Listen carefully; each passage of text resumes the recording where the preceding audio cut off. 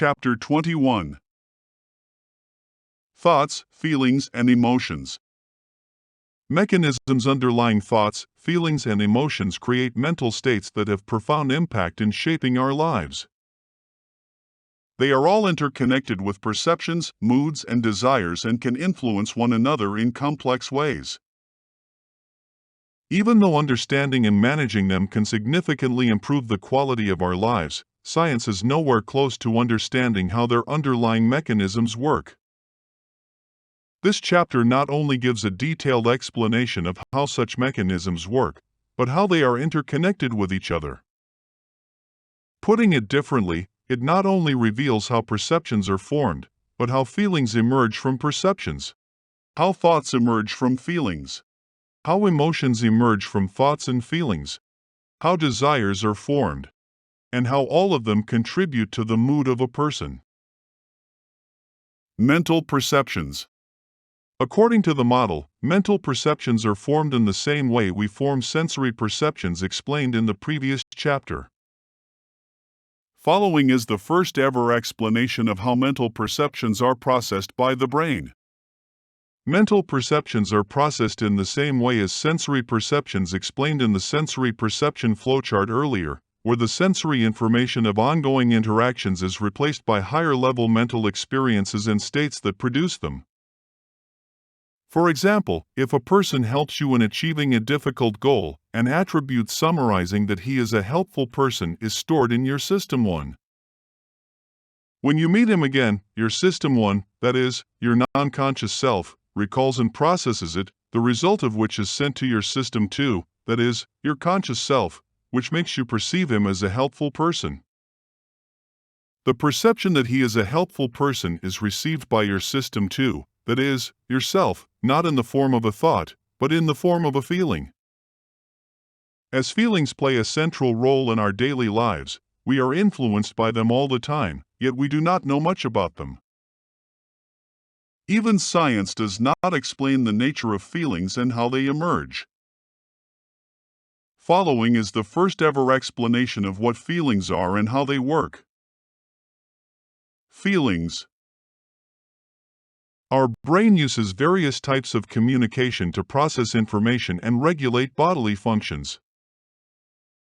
Communication that happens in the interaction processing system, that is, in our mind, within and between System 1 and System 2 to process our interactions is what I call intramural communication. Feelings are the end product of such intramural communication.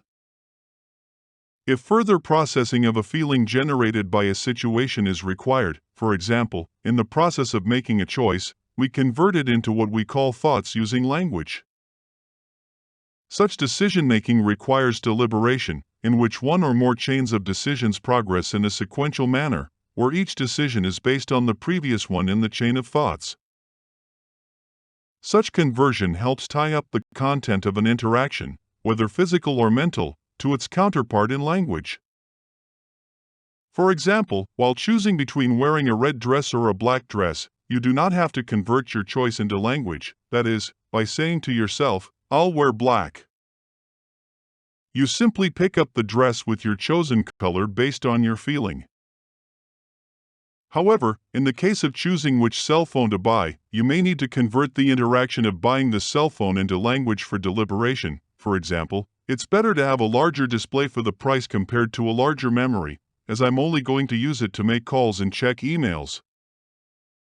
In a nutshell, language helps tie up content of feelings generated by physical or mental interactions with their lingual counterparts, so they can be recalled at will for the process of deliberation.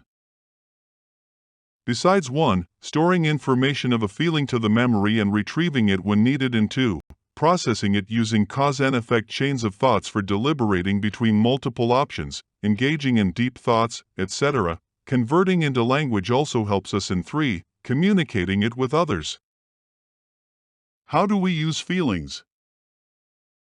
Feelings that we use in our daily lives are subjective experiences resulting out of intramural communication sent by System 1, whose attributes are simple enough to become evident to System 2, that is, the self, before they reach the stage where we convert them into thoughts.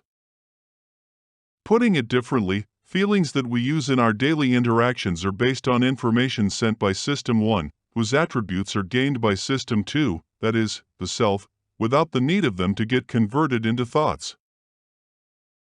An analogy to understand the same is, in the way you can detect whether a flashlight pointing at your closed eyes is on or off without the need to open them, your System 2 can detect the attribute of a feeling sent by System 1 without the need to convert it into a thought. Based on the same, feelings that we use in our daily lives are attributes that are received before the stage where we convert them into thoughts and thus do not reach System 2, that is, the self, in the form of thoughts. The reason we use feelings is that we make thousands of decisions every day that do not require converting them into language, for example, walking without thinking about each step, or dodging obstacles while walking. Sometimes we call them thoughts, even when they are based on feelings, for example, I thought it would be okay. They act as quick-fix guides, although not very precise or accurate, for interactions that are 1, not evaluated as significant by System 2, that is, the self, or are 2, repetitive, based on past experiences, habituation or hardwiring, and thus, do not require deliberation or active decision-making respectively. As a majority part of the thousands of decisions we make every day either are not evaluated as significant or are repetitive, such use helps in drastically saving time and energy of converting them into thoughts. We also use feelings as quick-fix guides for interactions that are highly significant and time-critical. For example, when a part of your body comes into contact with fire, you immediately pull it back without wasting time thinking about it, as even a little hesitation could prove fatal. There are 2 types of feelings: sensory feelings and mental feelings. Sensory feelings are results of physical sensations and perceptions being processed in the sensory system, like the feeling of something being hot, loud, or slippery. Mental feelings are results of mental perceptions being processed in the brain, like the feeling of being safe, happy, or angry. As animals do not have highly evolved language like humans, sensory and mental feelings are used by them as the core means to process their interactions. Putting it differently, a major part of attention, judgments, decisions, behavior, actions, etc. of animals are driven by their feelings. Without language, the inability to convert feelings into language for the purpose of deliberation is the core reason why intelligence of animals, even those that share a high percentage of their DNA with humans, is nowhere close to human intelligence. That makes language the core factor behind the intelligence of mankind. As sensory feelings are a result of processing sensations and perceptions resulting out of physical interactions, one can deal with them by modifying how one interacts physically. But as mental feelings are a result of mental perceptions being processed in the brain and as feelings are not in the form of thoughts, one cannot deal with them using language, in the way one controls his thoughts using language. For the same reason, it is not possible to avoid mental feelings we receive on an ongoing basis. If a person is having bad or unwanted mental feelings, he can either avoid them by working on their cause or ignore them. To obscure themselves from bad or unwanted mental feelings, some people become addicted to alcohol, the basis of which is revealed for the very first time in the following explanation. Alcohol addiction. Alcohol is classified as a depressant because it slows down function of the central nervous system, which delays sensory information in reaching a person's brain. As evident in the previous chapter, sensory information is at the core of mental life, which plays a highly significant role in reaching goals of the brain. Based on such significance, after consistently receiving it in the same manner since birth, when the consumption of alcohol delays sensory information in reaching the brain, System 1 aborts all its ongoing communication with System 2, that is, the self, so it can attend and evaluate such delay, as it is an unusual event of high significance for System 1, which it is not programmed for. As feelings are a part of such communication, that is, communication aborted by System 1, the same results in saving the person from having such bad or unwanted feelings. Mechanism of emotions. As our lives are constantly influenced by emotions, we deal with them all the time. Not knowing what they are and how they work makes it difficult for us to control our interactions, which shape our lives. Even science does not explain how the mechanism of emotions works. Reacting to an emotion without understanding its purpose is as unintelligent as the horse who starts running on being kicked. According to the DOS model, emotions are designed to help you optimize your interactions on an ongoing basis by the process of natural selection. Even though there is no such thing as negative or positive emotions, the reason many classify them as negative and positive is because they lack the understanding of what emotions are and what their purpose is. For example, many consider anger to be a negative emotion, but when used in the right situation at the right time, it is the only tool that can provide a desired outcome. It is, for example, the only appropriate tool one can use on a child who is adamant about not attending the school. If you use it in the wrong place, at the wrong time or in the wrong strength, it is your lack of understanding of how to use it that is to be blamed, not the emotion, which is just a tool. Once you understand the logic behind the mechanism of emotions, you will realize that the best way to optimize your life is when dealing with them in situations they are designed for by the process of natural selection. Following is the first ever fully causal explanation of what emotions are and how they work. We interact with the world using our thought processes, which are based on chains of cause-and-effect thinking and serial processing environment. In the serial processing environment, it becomes cumbersome to modify such cause-and-effect-based thought processes to suit the dynamically changing situations of our ongoing interactions. To optimize them in such dynamically changing situations, the process of natural selection has designed the mechanism of emotions, which is revealed in the following explanation. If, based on past experiences, habituation or hardwiring, any significant information related to the dynamically changing situation of your ongoing interaction either exists in your System 1 memory or becomes available to it, it uses its parallel processing capability to detect it and process it with such information in order to evaluate the situation, and comes up with an attribute, which is sent to your System 2 in the form of a feeling, prompting it to take action.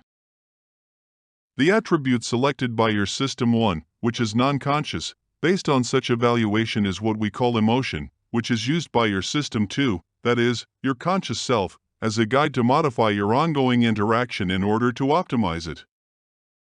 As an example, imagine yourself, that is, your System 2, engrossed in watching a movie in a theater and there is a burning smell coming from somewhere. Your System 1 uses its parallel processing capability to detect it and comes up with the emotion of fear, as burning smell symbolizes danger and destruction that can be caused by fire, the attribute of which is sent to your System 2, which is received by it as a feeling, prompting it to take appropriate action. Without the detection of System 1, it was highly unlikely for your System 2, that is, yourself, which was engrossed in watching the movie, that is, engaged in the chain of cause-and-effect thoughts while watching the movie, to realize that there was something burning, as it is a serial processor which cannot multitask. This way, even when it cannot multitask, System 2 can reap the benefits of multitasking using the parallel processing capability of System 1. Different emotions use different attributes to optimize your interactions in different ways. For example, while encountering an unexpected or unusual situation, based on its significance to you, the attribute of emotion surprise guides your System 2 to re-evaluate it. Or, while interacting in a situation that is good for you, the attribute of emotion happiness guides your System 2 to promote it. In the DOS model language, the reason you become happy in a situation that is good for you is that, based on your past experiences, your brain is programmed by the process of natural selection to promote it. However, how each emotion influences your thoughts and actions is not fixed, but is based on multiple factors like your understanding of various situations, your beliefs about them, your confidence levels, etc. For example, depending on the person or situation, the emotion of fear may guide his System 2 to either identify its source, look for solutions, reach out for support, some of them or all of them. System 1 also 1 makes behavioral, physiological or other changes that are required to optimize the situation, and 2, if found socially beneficial by the optimizing aspect of natural selection, makes others aware, often habitually, of the attribute of emotion that is applied through expressions and gestures. Such attributes are the basis of expressions and gestures used in emoticons. If, in a particular situation, System 2, that is, yourself, finds it detrimental to make others aware of your emotion by making such expressions and gestures, it guides your System 1 to refrain from expressing them. However, System 1 can override such guidance 1, when the situation is intense, or 2, when System 2 is weak, which is when a person finds it difficult to hide his emotions due to lack of System 2 control, that is, self-control. As emotions use feelings as a vehicle to reach System 2, that is, the self, they are also not in the form of thoughts, but once they are created by System 1, they can be converted into thoughts using language. That reveals the crucial difference between feelings and emotions, which are often used interchangeably by many. As they are generated by the non-conscious System 1, science is unable to decode how emotions are generated, even when they play a central role in lives of each and every one of the 7.9 billion people living in the world today. Motorcycle analogy for emotions. To benefit from your emotions in an optimized manner, it is essential to first understand how the mechanism of emotions works, which is simplified in the following motorcycle analogy. In the way a motorcycle is propelled by its rear wheel, our interactions are propelled by thoughts running in our System 2. In the way rear wheel rotates in a fixed position and thus cannot steer the motorcycle into a different direction, our System 2 cannot steer our interactions driven by the serial processing of cause and effect chains of our thoughts into a different direction. In the way front wheel of the motorcycle helps us steer it using the handlebar to stay on the dynamically changing directions of a road, our emotions help us steer our thoughts using parallel processing capability of System 1 to stay on the road, which is the path defined by the dynamically changing situations of our ongoing interactions. In a nutshell, emotion is the corrective motion we make to maintain our position in the center of the path of our dynamically changing situations. With emotions steering our lives this way, the more we manage to stay in the center of the road, the happier we are and vice versa, which is the first ever fully causal scientific explanation of what happiness is. It also confirms the widely popular quote, "Happiness is a journey, not a destination." In the DOS model language, happiness is a journey towards the center of our dynamically changing path, which represents our dynamically changing situations, and not a destination, which implies a fixed position. What are moods?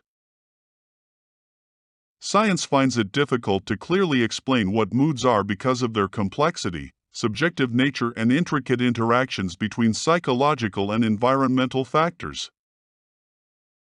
All science knows is that moods are prolonged emotional states that influence how we feel, think, and behave and can last for hours, days, or weeks. Following is the first ever fully causal scientific explanation of what moods are and how they work.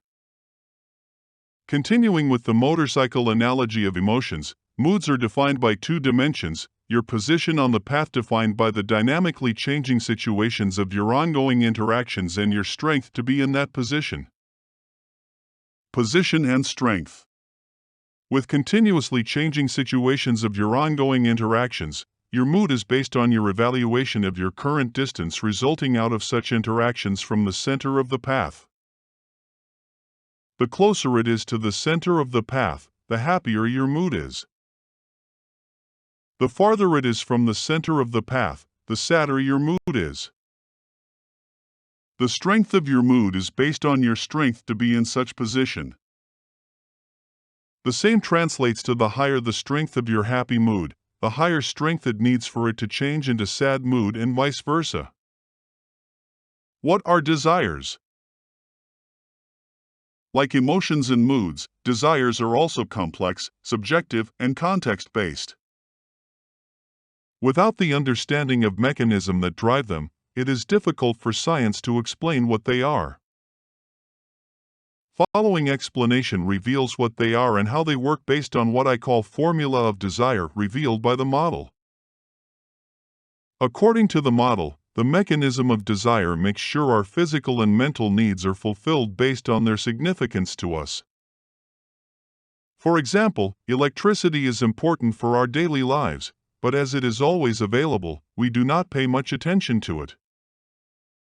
However, in the event of a power outage, we quickly realize our dependence on it and strongly desire for its immediate restoration. Following is the first ever explanation of the mechanism of desire. Desire of something can be derived by comparing its relation to the availability and the importance of that thing. Let's take desire as the force of effort to be made, availability as a real-world variable, and importance as the effort required based on its significance. Based on the same, following is the formula of desire. High importance, with low availability, results into high desire. For example, if the importance of something is high, but its availability is low, the desire for it becomes high. Which translates to, as money is important for living a luxurious life, and as I don't have it, its availability to me is low, and therefore, my desire for it is high. The model reveals various other formulas to make it easy for you to understand how desire, importance, and availability interact with each other to shape your subjective experiences and mental states, translations of which match your real-life situations, as follows. 1. High importance, with high availability, results into low desire. For example, if both the importance and the availability of something are high, the desire for it becomes low. Which translates to, even when the importance of water is high for my survival, its availability is high and thus, my desire for it is low. However, in a desert scenario, even when the importance of water remains the same for me, its availability becomes low and thus, my desire for it becomes high. This example demonstrates the mathematically extrapolative nature of such formulas. 2. High desire, with low availability, results into high importance. For example, if the desire of something is high, but its availability is low, its importance becomes high. Which translates to, as my desire to buy the limited edition pen is high, but its availability is low, the importance for me to buy it becomes high. 3. High availability, with low desire, results into low importance. For example, if the availability of something is high, but the desire for it is low, its importance becomes low. Which translates to, even when the availability of books is high in the library, my desire for reading books is low and thus, it is not important for me to go there. Although we typically treat it as a real-world variable, if you manipulate the availability of something, which, in the forthcoming example, is by repeating it or forcing it on someone, the desire formula can result in opposite consequences, that is, into negative desire, as follows.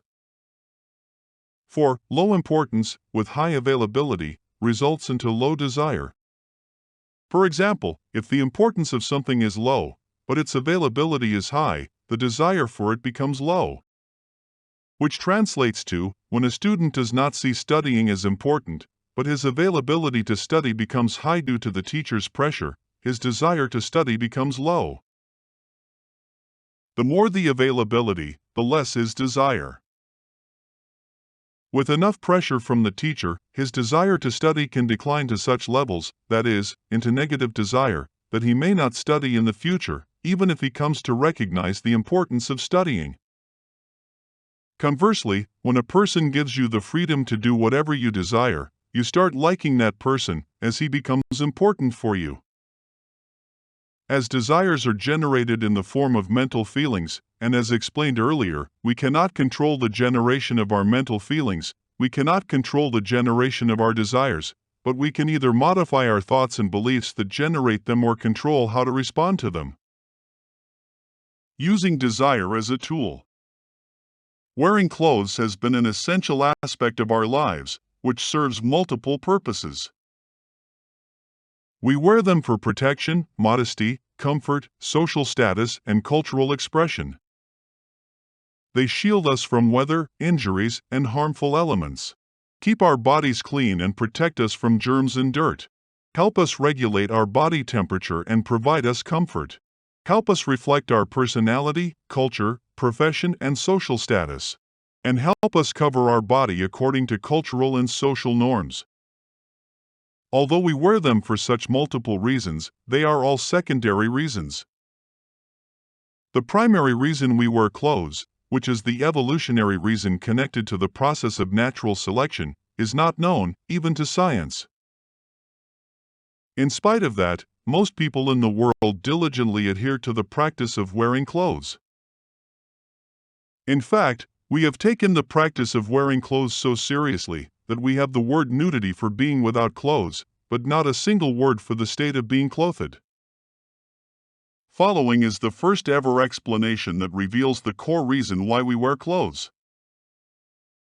As mentioned in the beginning of this course, survival and reproduction are the core goals of the process of natural selection. Both are equally important for the evolutionary process.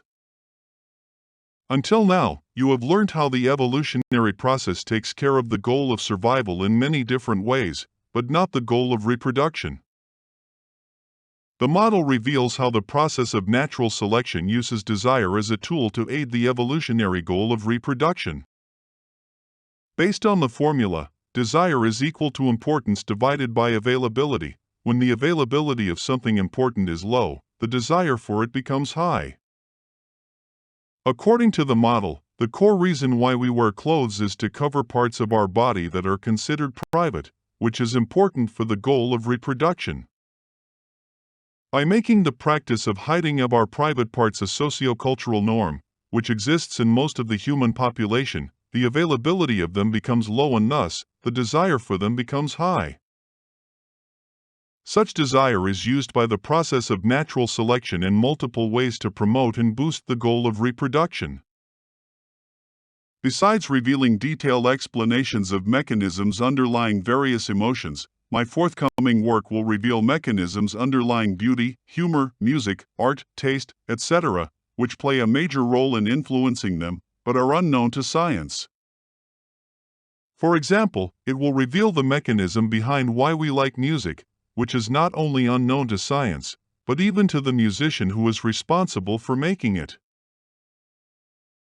To summarize, this chapter revealed mechanisms and processes underlying perceptions, feelings, thoughts, emotions, moods, and desires, and how they are interconnected with each other.